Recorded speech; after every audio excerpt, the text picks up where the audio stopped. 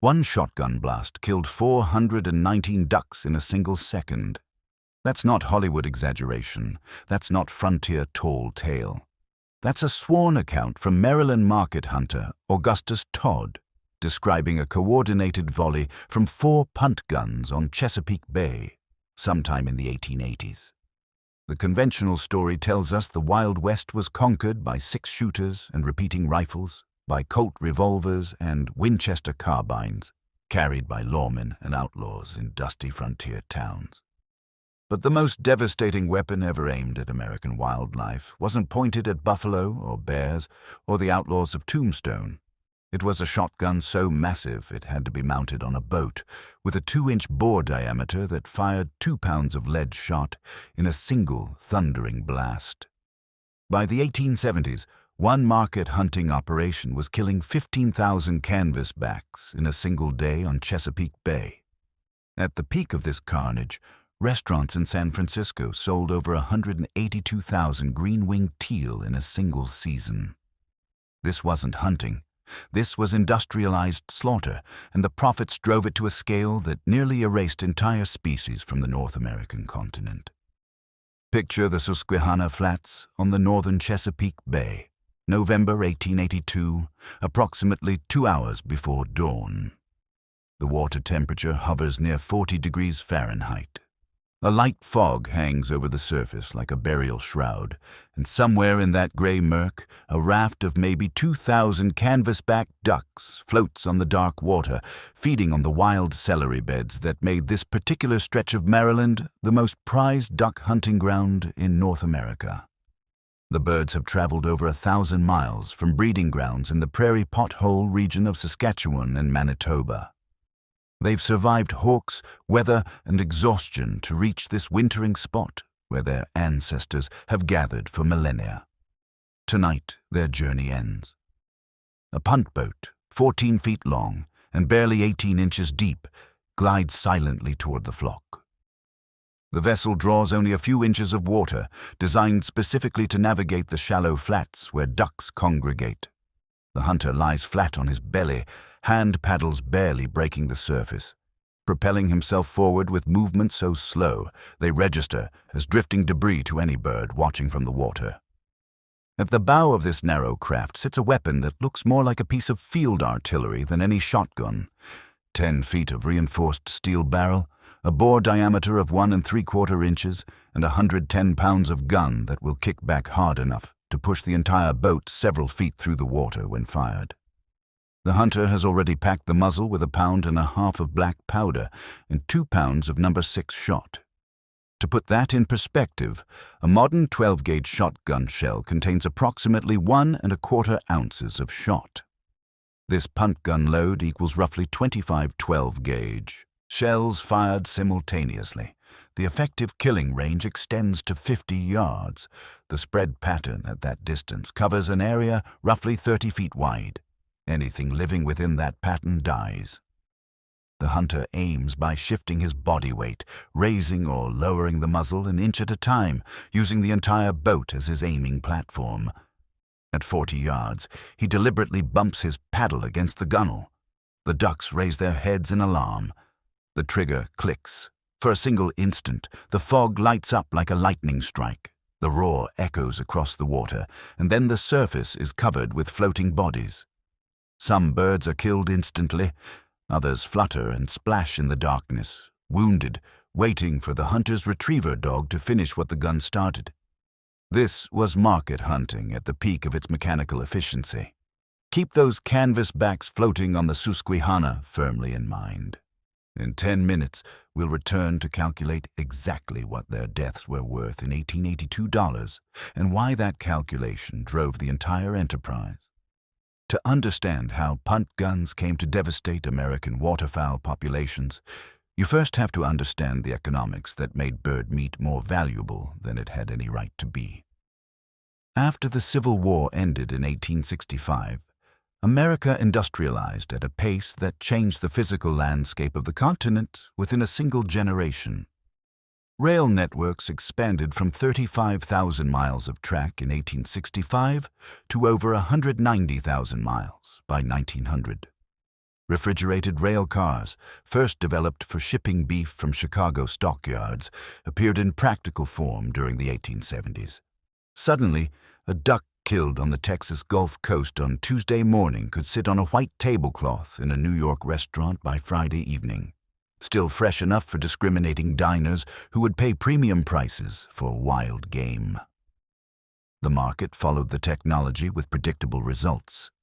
In the finest restaurants of San Francisco, Baltimore, Boston, Philadelphia, Chicago, and New York, wild game became the marker of sophisticated dining.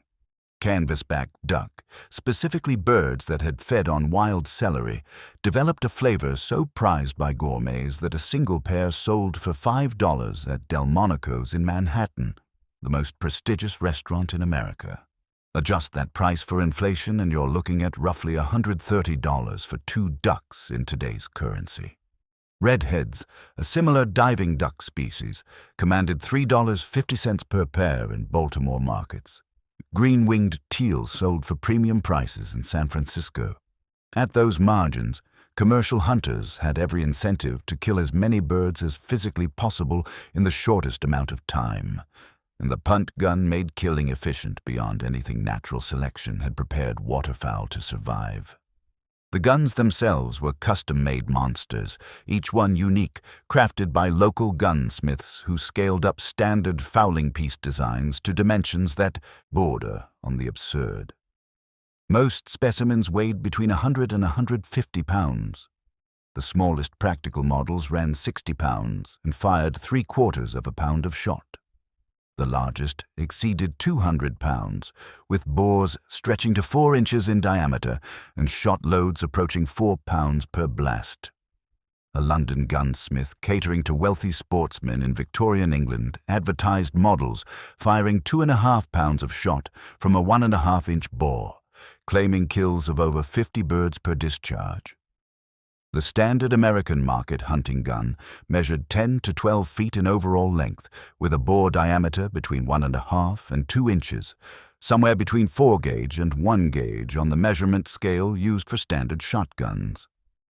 Every punt gun was handmade because no manufacturer produced them commercially. Some used flintlock ignition systems well into the 1880s because the old technology remained reliable in damp conditions and replacement parts could be fabricated by any competent blacksmith. Others used percussion cap systems or later breech-loading mechanisms. What mattered wasn't sophistication, but raw killing power delivered consistently enough to justify the expense of construction. The recoil from firing these weapons was so violent that hunters installed kickboards, heavy planks nailed across the boat's ribs behind the gun breech to prevent the weapon from smashing through the hull with each discharge. Bags of burlap filled with sea oats cushioned the blow. One veteran punt gunner called his weapon a headache gun because he took 2 aspirin before firing and 2 more afterward, knowing the concussion would leave his skull throbbing for hours. The physical toll on the hunter was nothing compared to what the gun did to the birds. A skilled punt gunner working alone could kill 50 waterfowl with a single, well-aimed shot. But the real carnage came from coordinated operations that multiplied individual efficiency into wholesale destruction. Market hunters often worked in fleets of 8 to 10 boats, coordinating their approaches to surround a large raft of birds from multiple angles. They lined up in a row and fired simultaneously on a signal, catching birds both on the water and rising into the air. The first volley killed the sitting ducks. The second barrel, if the hunter had a double, caught birds at about a foot above the waterline as they jumped. A third row of hunters, positioned to fire when they heard the first volleys, caught survivors at 3 to 4 feet of altitude. Augustus Todd's account of killing 419 redheads with 4 punt guns wasn't exceptional for organized operations. His crew made 3 more shots that night, rotating positions and reloading between salvos, bringing the total past 1,000 ducks by the time morning light made further hunting impossible. They sold the entire haul in Baltimore at $3.50 per pair, making it, as Todd himself described the occasion, the best night's work they had ever done. That single night's haul represented approximately $1,700 in 1880s currency, or roughly $40,000 adjusted for inflation. Split among 4 or 5 hunters and their support crew, it still represented more money than most factory workers earned in a month. The economics attracted desperate men and rewarded the most ruthless operators with wealth beyond what legitimate employment could provide. Texas entered the market hunting economy later than the East Coast states, but compensated with sheer volume once the rail connections made shipping practical. By the 1880s, merchants in Rockport on the Gulf Coast shipped an average of 600 ducks per day during the 5-month shooting season that ran from October through February. The math is sobering. 600 birds per day, multiplied by roughly 150 days, equals 90,000 ducks shipped from one small Texas town in a single season. In a single year, near the end of legal market hunting, approximately 1903, an estimated 60,000 ducks and geese shipped from Corpus Christi alone. The entire Texas coastline from Sabine Pass to Port Isabel operated as an integrated supply chain for wild game. One Texas market hunter, calculating his career total after decades of professional killing, estimated he had personally shot approximately 360,000 ducks over 16 years in the business. That works out to more than 60 ducks per day, every single day, for 16 consecutive years, assuming he hunted every day of every season. The figure seems impossible until you understand the abundance these men exploited. Contemporary estimates placed waterfowl populations in California's Central Valley alone at somewhere between 20 and 40 million birds during peak migration periods in the late 1800s. The 1895-96 season, documented in game dealer records, saw San Francisco markets sell more than 182,000 green-winged teal from the surrounding wetlands. Remember that San Francisco number and the Texas coastline totals. They become critical when we examine what happened to continental waterfowl populations over the following decades. The railroad made continental-scale slaughter economically viable, and the restaurant industry created demand that seemed insatiable regardless of how many birds the hunters provided. Norfolk, Virginia had game dealers who purchased 1,000 ducks at a time, paying $1 to $1.50 per pair for canvasbacks and redheads depending on condition and market prices. Boston, Philadelphia, Chicago, St. Louis, and New Orleans all had established game markets operating openly by the 1850s. After the Civil War ended, the trade professionalized rapidly. Game merchants and shipping companies hired what they called commission hunters, who received a percentage of sales proceeds rather than flat wages. These men hunted nearly year-round, following migrating flocks from breeding grounds in Canada down through staging areas in the upper Midwest and on to wintering habitat along the Gulf Coast. Employers supplied these professional killers with the latest repeating shotguns, some models holding 11 shells in the magazine, and shipped ammunition to regional bases of operation where hunters could resupply without returning to urban markets. The most valuable prey remained the canvasback. Restaurants paid premium prices specifically for birds that had fed on wild celery, a submerged aquatic plant that grows in shallow estuarine waters and imparts a distinctive flavor to the flesh of ducks that eat it. A $5 pair purchased at the Baltimore docks would yield perhaps $10 to $12 in restaurant revenue after preparation and service. The markup made procurement worth any investment in firepower or logistics. The toll on waterfowl populations accumulated faster than anyone in the trade imagined possible. In the 1870s, 15,000 canvasbacks died in a single day on Chesapeake Bay, shot by coordinated flotillas of punt gunners and market hunters using every weapon available. Contemporary accounts describe markets periodically glutted with birds, prices temporarily crashing under oversupply as dealers struggled to move product before it spoiled, then recovering as populations in the field thinned and scarcity returned. By the late 1800s, professional hunters consistently reported increasing difficulty locating the massive rafts of ducks that had once blanketed migration corridors from horizon to horizon. The birds seemed to be learning avoidance behaviors, shifting feeding areas, flying at night, but the real explanation was simpler. There were fewer birds alive to form large congregations. Here's where the San Francisco teal figure and the Texas shipping records intersect with the Chesapeake canvasback counts. During colonial times, perhaps 1 million canvasbacks wintered on the Chesapeake Bay and its tributaries. Explorers and early settlers described flocks so vast they darkened the sky for hours as they passed overhead. By the early 1950s, when federal wildlife managers began systematic surveys using modern methods, they counted 225,000 canvasbacks on the Chesapeake, representing roughly half the continent's entire surviving population of the species. Today, depending on breeding conditions in any given year, the number fluctuates between 25,000 and 60,000 birds. The decline wasn't gradual erosion over centuries. It was systematic extraction at industrial scale, compressed into barely 3 human generations. The punt gun represented only the most dramatic instrument in the market hunter's arsenal. Duck traps constructed from chicken wire and wooden stakes, baited with corn, caught 40 to 50 birds per night without firing a shot, and a single hunter could maintain a dozen or more traps across a productive wetland area. Night hunting, though technically illegal in most states by the 1880s, proved the most effective technique of all because ducks feed heavily before approaching storms, making so much noise with their own splashing and calling that they failed to hear approaching boats until too late.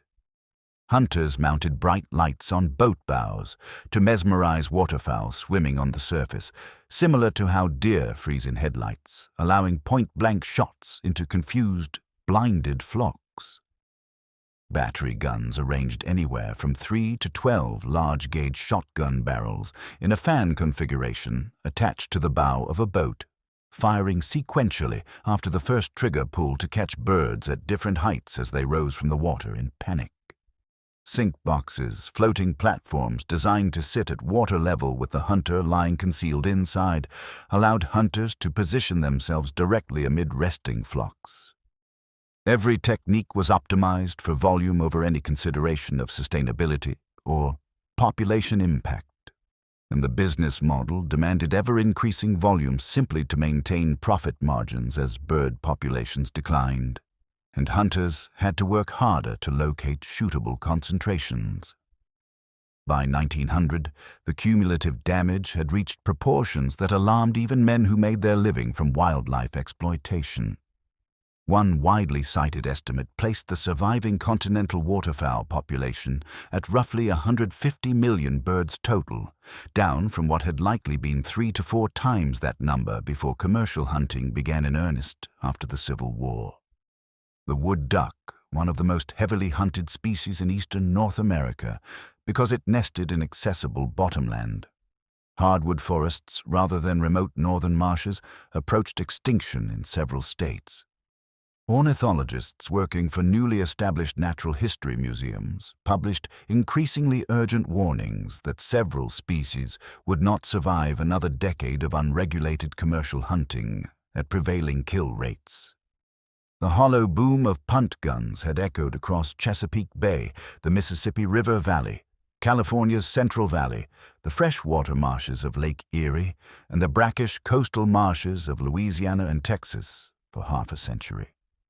The combined death toll from market hunting of waterfowl alone numbered conservatively in the hundreds of millions of birds. Some estimates run higher.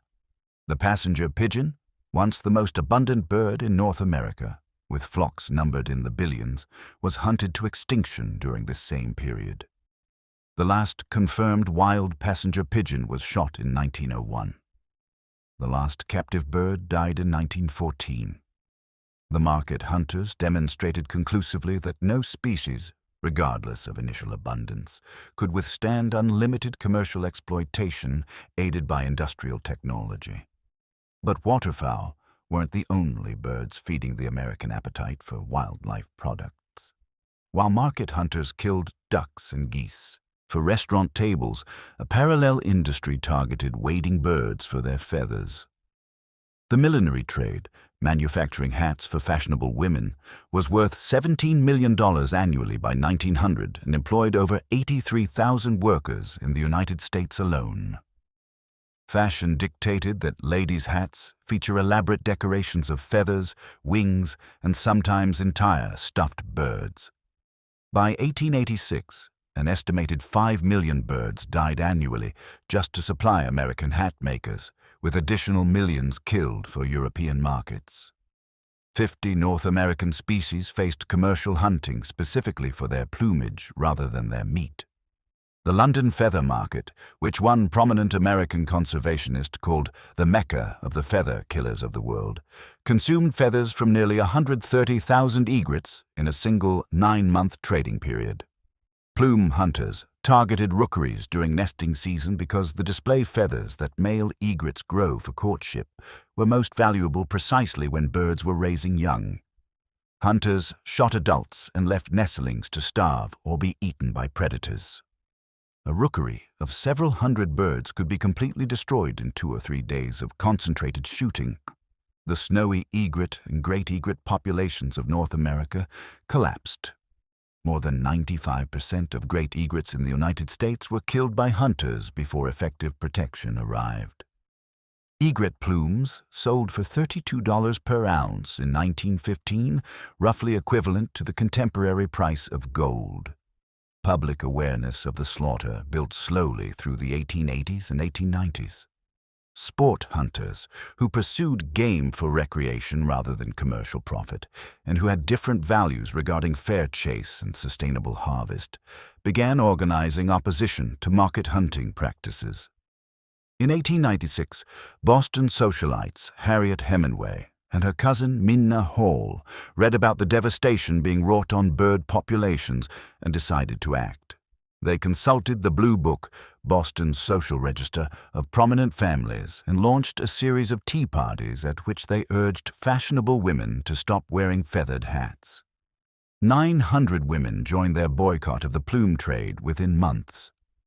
Hemingway and Hall organized the Massachusetts Audubon Society that same year, the first of many state Audubon chapters that would eventually federate into the National Audubon Society. Theodore Roosevelt, an avid hunter who loved the outdoors and understood from personal observation that wildlife populations were collapsing across the country, brought the power of the presidency to conservation causes. In 1903, he established the first federal bird reservation at Pelican Island, Florida, a 3-acre refuge protecting brown pelicans and egrets from plume hunters. Before leaving office in 1909, Roosevelt created 50 more federal bird reservations, but voluntary action and patchwork state regulations couldn't stop commercial hunting driven by the profit margins available in urban markets. State laws protecting migratory birds proved unenforceable because birds didn't recognize state boundaries, and hunters could simply move their operations to more permissive jurisdictions. Federal law proved necessary to address a continental problem. The Lacey Act of 1900 became the first federal law specifically designed to protect wildlife, making it illegal to transport game killed in violation of state laws across state lines. The legislation directly targeted market hunters who shot birds in states with weak regulations and shipped them to markets in states with stronger protections. But enforcement remained weak, funding was minimal, and the trade continued despite the new law. The slaughter slowed but didn't stop. In 1913, Congress passed the Weeks-McLean Act, sponsored by Massachusetts Representative John Weeks and Connecticut Senator George McLean, which prohibited spring hunting of migratory game birds and banned the marketing and interstate shipment of migratory birds entirely. For the first time, federal law declared that migratory birds were not the property of any single state, but a national resource requiring national management. The constitutional reaction was swift and hostile. Federal courts in Arkansas and Kansas declared the Weeks-McLean Act unconstitutional, ruling that Congress lacked authority under the Constitution to regulate wildlife within state boundaries, a power traditionally reserved to the states. 3 federal district courts and 2 state Supreme Courts issued similar rulings by 1917. The legal framework for federal bird protection remained uncertain, and market hunters continued operating in jurisdictions where local officials sympathized with the trade. The solution came from international diplomacy rather than domestic politics. In August 1916, the United States and Great Britain, acting on behalf of Canada, signed a treaty establishing uniform protections for migratory birds traveling across international boundaries. The Convention for the Protection of Migratory Birds recognized what conservationists had argued for decades. Birds that nested in Canada, migrated through the United States, and wintered in Mexico required coordinated international protection. No single nation could manage populations that spent different seasons in different countries. In 1918, Congress passed the Migratory Bird Treaty Act to implement the treaty's provisions in domestic law. President Woodrow Wilson signed the legislation on July 3, 1918, effectively ending legal market hunting of waterfowl in the United States. The law prohibited taking, possessing, importing, exporting, transporting, selling, purchasing, or offering for sale any migratory bird or any part, nest, or egg of such bird without a valid federal permit. It established hunting seasons and bag limits for game birds at the federal level for the first time, superseding state regulations. It provided criminal penalties for violations. When the state of Missouri challenged the law's constitutionality in 1920, the Supreme Court upheld federal authority in a landmark decision. Justice Oliver Wendell Holmes, writing for the majority, declared that protection of migratory birds was in the national interest. Without such measures, Holmes warned, one could foresee a day when no birds would survive for any power, state or federal, to regulate. The treaty power, he ruled, authorized Congress to act where ordinary legislation might face constitutional barriers. The punt guns didn't disappear overnight after 1918. Market hunting persisted in underground black markets between the 2 world wars, driven partly by economic desperation during the Great Depression and partly by the higher prices that illegality created for those willing to accept the risk of prosecution.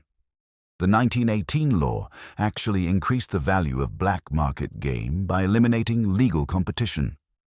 Federal wardens confiscated punt guns hidden in hollow trees, walled into farmhouse chimneys, and buried in marshes for years after the ban took effect. Some families refused to surrender weapons that had operated across 3 or 4 generations. But the legal commercial market had collapsed. The restaurant demand shifted to domestic poultry and imported game birds, and the economic logic that had driven industrial-scale slaughter finally failed. The numbers tell the story of what market hunting cost and what conservation achieved. During the Dust Bowl drought of the early 1930s, the continental duck population crashed from an estimated 100 million birds to perhaps 20 million, combining the legacy of overhunting with catastrophic breeding habitat loss as prairie wetlands dried up across the upper Midwest. Federal wildlife managers, building on the legal framework established by the 1918 Treaty Act, implemented emergency hunting closures and bag limit restrictions. In 1934, President Franklin Roosevelt appointed Pulitzer Prize-winning editorial cartoonist and passionate waterfowl hunter J. Darling as chief of the Bureau of Biological Survey. Darling pushed through Congress the Migratory Bird Hunting and Conservation Stamp Act, requiring all waterfowl hunters to purchase federal duck stamps as a condition of hunting. The program has raised over $1 billion since its inception and protected more than 6 million acres of wetland habitat in the National Wildlife Refuge System. The punt gun era lasted roughly 60 years, from the early decades of the 1800s through passage of the Migratory Bird Treaty Act in 1918. During that period, commercial hunters extracted hundreds of millions of waterfowl from continental populations that had evolved over millennia without human pressure at industrial scale. They reduced some species by 90% or more from their pre-exploitation abundance. They drove at least one duck species, the Labrador duck of the North Atlantic coast, to complete extinction by 1878. They created business models that maximized killing efficiency with no consideration for sustainability or long-term consequences. They demonstrated with terrible clarity that unregulated markets, combined with technological innovation in weapons and transportation, could deplete seemingly infinite natural resources within a single human lifetime. Today, fewer than 50 punt guns remain in active use anywhere in the world. Most of them in the United Kingdom, where carefully regulated wildfowling traditions continue under strict licensing. The vast majority of surviving punt guns sit in museum collections, silent monuments to a philosophy that valued living creatures only as commodities to be extracted and sold. The weapons themselves weren't inherently evil. They were tools, supremely efficient at their designed purpose, wielded by men responding rationally to economic incentives that rewarded maximum extraction. The real lesson lies in the system that created those incentives, and in the collective action required to change the system when its consequences became intolerable. It took international treaties, federal legislation, Supreme Court decisions, and sustained advocacy from both hunters and conservationists to end the slaughter. Sport hunters, whose values differed fundamentally from commercial operators, provided much of the political energy for reform. Women like Harriet Hemingway and Minna Hall, organizing social pressure against the plume trade, demonstrated that consumer choices could challenge industrial practices. Scientists and journalists documented the decline and publicized the crisis. Politicians found the political will to act. The punt gun killed waterfowl by the millions. The market system created the punt gun and the incentives to use it relentlessly, and only democratic action, organized across national boundaries, could restrain the market. Return one final time to those canvasbacks floating on the Susquehanna Flats in November 1882. The hunter, lying flat behind his massive weapon, saw profit in every bird on the water, calculating shot loads against expected kills, against market prices in Baltimore, against rail shipment costs to final destinations. He operated within a legal system that placed no limits on his harvest. No seasons, no bag limits, no enforcement of any restrictions that might have existed on paper. He supplied a market that demanded everything he could provide and paid premium prices for the finest specimens. He was, by the standards of his time and place, simply earning a living in the most efficient way available. The birds paid the price for that calculation, as birds always do when efficiency is the only value that matters. At $3.50 per pair, the 419 redheads that Augustus Todd and his crew killed with that coordinated volley of 4 punt guns represented approximately $735 in 1880s currency. Adjust for inflation, and you're looking at roughly $18,000 for one synchronized trigger pull lasting less than a second. The math made perfect economic sense right up until the moment when the birds ran out. Then it made no sense at all. The punt guns fell silent. The laws changed. The ducks slowly, painfully, over decades of careful management, began to return. But the Chesapeake never again saw a million canvasbacks rafted on its winter waters. Some arithmetic leaves permanent marks on the world. Scars that heal slowly if they heal at all. Reminders that efficiency without wisdom is just another word for destruction.